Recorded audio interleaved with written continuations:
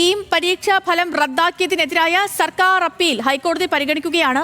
Mark ഏകീകരണത്തിന് അടിസ്ഥാനമാക്കിയ report ഹാജരാക്കണമെന്ന് ഹൈക്കോടതി പറയുന്നു. ഏത് സാഹചര്യത്തിലാണ് വെയിറ്റേജിൽ മാറ്റം വരുത്തിയത് എന്ന് സർക്കാർ വിശദീകരിച്ചു. അപ്പീൽ ഉച്ചയ്ക്കു ശേഷം വാദം തുടരും. ലീഗൽ കറസ്പോണ്ടന്റ് ഷപ്ന ചേരുന്ന വിവരങ്ങളുമായിട്ട്. ഷപ്ന, ഈ മാർക്ക് ലിസ്റ്റ് കണക്കാക്കാൻ സർക്കാർ കൊണ്ടുവന്ന പുതിയ രീതി അത് നിയമപരമല്ല എന്ന് ചൂണ്ടിക്കാട്ടിയായിരുന്നു ഇന്നലെ കിം പരീക്ഷാ ഫലം കോടതി റദ്ദാക്കിയത്.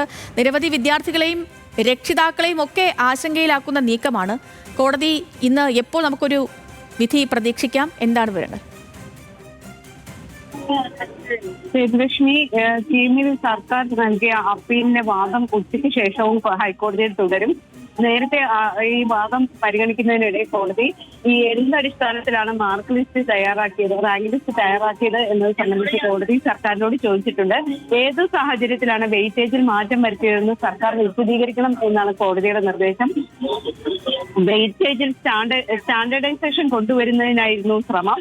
വിവിധ സ്ട്രീമുകളിൽ പഠിക്കുന്ന വിദ്യാർത്ഥികൾക്ക് തുല്യ പരിഗണന ഉറപ്പാക്കിയായിരുന്നു തങ്ങളുടെ ഉദ്ദേശം എന്ന് സർക്കാരും കോടതിയെ അറിയിച്ചിട്ടുണ്ട്. ഏതായാലും ഈ കേസുമായി ബന്ധപ്പെട്ടിട്ടുള്ള വിശദമായ വാദം ഉച്ചയ്ക്ക് ശേഷവും തുടരും. സർക്കാർ ആവശ്യപ്പെടുക സിംഗിൾ ബെഞ്ച് ഉത്തരവ് സ്റ്റേ ചെയ്യണം എന്നൊരാവശ്യമായിരിക്കും. ഏതെങ്കിലും തരത്തിൽ സ്റ്റേ ചെയ്താൽ മാത്രമേ ഈ റാങ്ക് ലിസ്റ്റുമായി മുന്നോട്ട് പോകാൻ സർക്കാരിന് സാധിക്കൂ.